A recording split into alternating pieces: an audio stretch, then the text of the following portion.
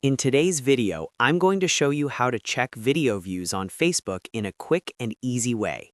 If you've uploaded a video and want to see how many people watched it, this simple method will help you find the view count directly on the post. This is perfect for creators, businesses, and anyone who wants to track engagement without digging through complicated menus. If this video helps, please hit the like button and subscribe for more easy tutorials just like this. Now, let's get into it. First, go to your Facebook video post.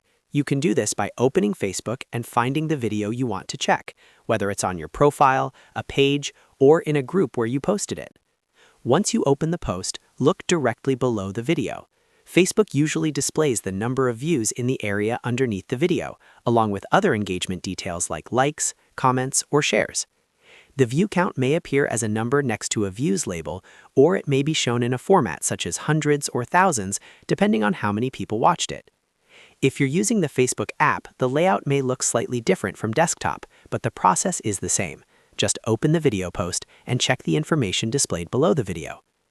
If you don't see the views right away, make sure the video has had enough engagement and that you're looking at the actual post itself, not just a preview or shared link. This is the fastest way to confirm how your video is performing on Facebook.